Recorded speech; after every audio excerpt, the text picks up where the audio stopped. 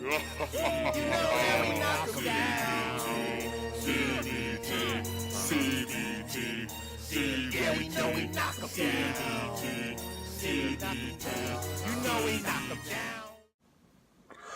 good, YouTube? It is your boy Big Cool coming to you from Colossal Boxing Talk. Colossal Boxing Talk is associated with Three Kings Boxing under the movement umbrella, and I am back with another video. In this video, as you can tell by the title, this is the Adrien Broner-Jessie Vargas breakdown and prediction. This is a huge fight for both guys for different reasons. Adrien Broner is coming off an ass whooping last July at the hands of Mikey Garcia, where he lost a unanimous decision. Yes, he's a four-time world champion in 4 different weight classes, but this motherfucker is this close. You can't see it. He's extremely close to being a gatekeeper at 29 years old. All the physical abilities in the world. Yes, he's not a perfect fighter. Yes, he's not extremely elusive. You know, he's athletic, but he's not what you call a mover like a Floyd Mayweather, a Sweet Pea, a Vasil Lomachenko, a guy that has quick feet. You know, he doesn't always have, great foot placement. He has that wide stance. He's already, like 5'6", 5'7", short, stubby motherfucker. He's not active enough. That's been one of his downfalls. He's at a big disadvantage height-wise against Jessie Vargas. I believe Jessie Vargas is 5'10". He's not a big puncher, but Jessie Vargas is a good fighter.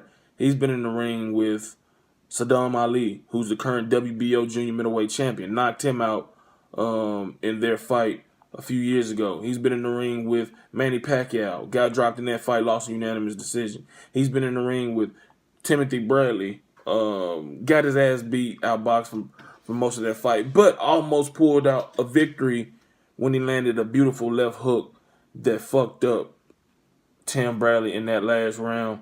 But he hung on to get that victory, and now Jessie Vargas has a chance to put the final nail in the coffin of Adrien Broner in terms of him being a relevant fighter. And honestly, Adrien Broner is the better fighter. Let's be real. He's the better fighter, in my opinion. Y'all can disagree. That's fine. But I think that, he is a better fighter. He's the faster fighter. He's the better counterpuncher. He's the better boxer. Resume-wise, you're going to have to probably tip the scale to Vargas due to, the names of 2 guys, Timothy Bradley and Manny Pacquiao. And throwing in Saddam Ali doesn't hurt as well. And Antonio DeMarco, they have a common opponent. Adrien Broner demolished and just beat the hell out of Antonio DeMarco when they were both at 135. That was the fight at lightweight. And Broner, which was at his best weight class, beat the hell out of DeMarco. Vargas won a unanimous decision against DeMarco. And watching Vargas fight, he kind of telegraphs his shots. He doesn't throw the left hook enough, although he's been getting better with it. Yes, also he's 5'10" with a 71-inch reach. So those are big physical advantages for him going into this fight with Adrien Broner. But he's not the fastest guy. He's not the slickest, smoothest boxer. He's a rough, rugged guy. In 28 fights, he only has 10 knockouts. But he's been talking about potentially stopping Adrien Broner. If that happened, he would be the first guy to ever stop Adrien Broner. Vargas likes to use his reach at times. But like I said, he's there for the right hand, left hook combination. He can be countered. He likes to fight on the inside as well. He likes to kind of follow you around. He doesn't necessarily cut the ring off. He's not really awkward. He's a good fighter. He's a tough guy just because, like I said, he's 5'10" with a 71-inch reach. That's going to cause problems with anybody, especially if you're adequate, above average fighter, which he is. He's been better, like I said, throwing that left hook. He'll throw it to the body. And it has sneaky power on it. He was able to stop Saddam Ali in the ninth round of their fight, which surprised me. Not that he won, but just that he stopped him. You know what I'm saying? TKO. And Vargas he's a former champion. He's the former WBO welterweight title holder. Adrien Broner is going to have to avoid what happened to him against Sean Porter, what happened to him against Adrian Granados, what happened to him against Marcos Maidana. He cannot let these guys get a fast start. And those are different variations of fast starts in each of those fights. In the Maidana fight, Maidana, the power puncher, just came and overwhelmed Broner early. Hit him with some big shots, dropped him. It took Broner a while to get in the rhythm, be able to time Marcos Maidana and, be effective and have somewhat of a good showing later on in that fight, although he lost. Sean Porter, he simply didn't throw enough. He didn't throw enough. He got out-hustled. The fight was ugly. It was a wrestling match. They fought primarily on the inside, and Sean Porter did the work of that. He was more effective, although Adrien Broner dropped Sean Porter in the 12th round with a left hook that had Sean Porter looking like this.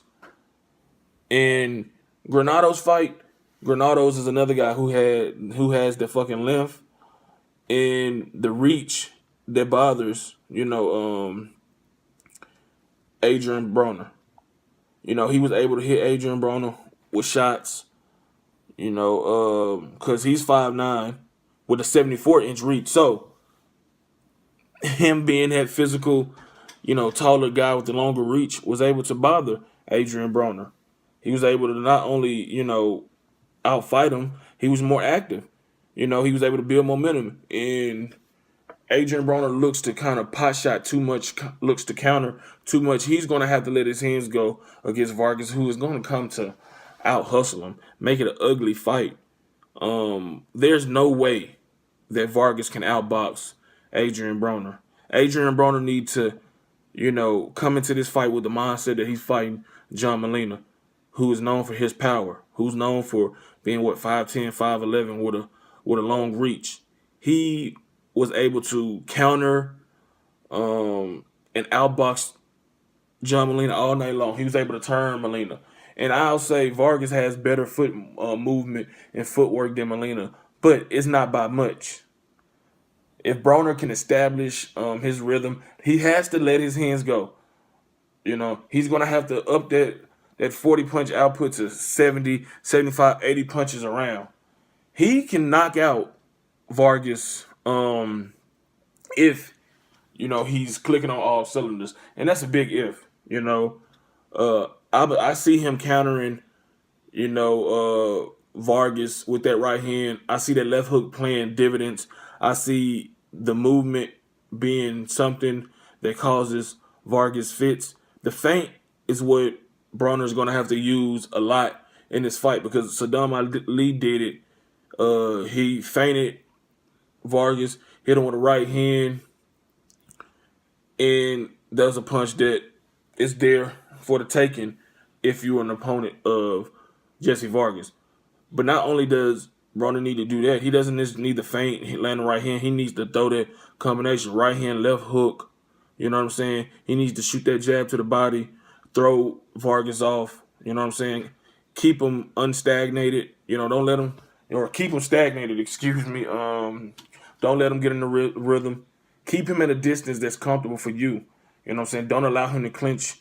Don't allow him to get you in the ropes, because that's where Adrien Broner finds himself in trouble, when he allows himself to get clinched and get, outworked right there, because that's what Sean Porter did. Maidana did that. Granados did that when they were in the clinch. So he needs to keep the fight in the middle of the ring, center of the ring, turning Vargas, giving him different angles, different looks, countering him, sitting down on his punches, and being active. If he can do that, he should win. For Vargas, he's going to have to knock AB off his block early in that fight. He needs to rough him up. He needs to be dirty. He needs to, get in his head. He needs to force him back. He needs to fight this fight just ugly. Make it a close, close grinder out type fight. You know what I'm saying? I don't think that fighting fire with fire against Adrien Broner is not the best idea in my opinion. Although Adrien Broner isn't a tremendous power puncher, especially at 147, his power is respectable. Ask Marcos Maidana, because when he hit him late in that fight with a left hook, it shook up Marcos Maidana, and he acknowledged it in the fight and after the fight. So Vargas is going to have to be clicking on all cylinders. He's going to have to be able to have success from the outside, but also be able to rough Adrien Broner up, get him fighting on his back foot, which he can do sometime, but it only predicated on if he decides to do that. You know, if he's in a good rhythm, if he's stepping back, stepping to the side, you know, setting traps, yes, he's effective. But you can catch Adrien Broner, you know, retreating the defense, and you can catch him on the end of your punches when he's going back. You know, force Adrien Broner, you know, to be out of position, not set to punch, and you can have a lot of success. You can out hustle him, out punch him, you know what I'm saying, out fight him if you're that type of fighter. But Vargas isn't that type of fighter that can out fight him to take that wheel. Even Marcos Maidana wasn't able to take the wheel of Adrien Broner, and he's a big power puncher. So I don't think that Jessie Vargas will be able to do that unless Broner just decides to pull a Nomas, or just a real crazy shot happen where Broner just, it fucks him up, drops him, stops him, hurt him, and he can't recover. Broner isn't a mentally weak fighter. You know, he's a mentally weak person outside of the ring, but in the ring, he doesn't fold under adversity. And Vargas is going to have to do a lot to stop him. Earlier, when I did a live stream, I think it was last week, I said that fucking Vargas was going to win. I did say that shit. But I think that, you know, watching film of Vargas, and, you know, I've seen enough film of fucking Adrien Broner where I don't need to really watch anything. Broner is much better fighter. He's faster, he's more athletic, has more tools in the toolbox. And that countering ability, which is one of the things he specializes in, is going to set him apart, I believe, from Jessie Vargas and from how Saddam Ali had success but wasn't able to sustain it. I think that he's going to respect the speed and power of Broner once he get hit with a clean shot, and he's going to respect that countering ability and how quick those punches get there, you know? And I think that Broner is going to look impressive in this fight, man.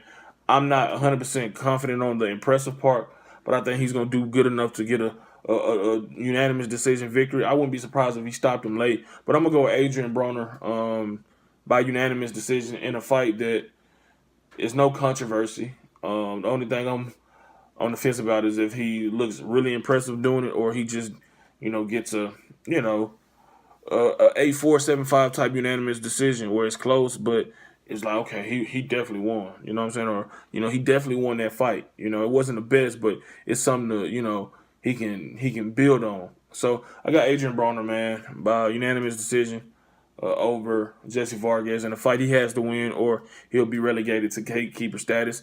If you like this video, go ahead, give it a thumbs up. Make sure you subscribe to Colossal Boxing Talk. Turn your post notifications on to get notified every time I upload content. Drop a comment in the comment section below. Let me know if I missed anything, you disagree with my assessment. Also, give me your thoughts and prediction on the outcome of this fight taking place tomorrow night on Showtime in the main event. Head over to Facebook, smack that like button on, subscribe to Colossal. Smack that like button on the Colossal Boxing Talk Facebook page. Follow me on Twitter at Colossal CBT. Shout out to everybody in the movement that's moving with us. Be sure to subscribe to 3kingsboxing.com for your latest and greatest boxing news, unfiltered, unbiased, reported the way it should be. Until next time, I'm out. Peace.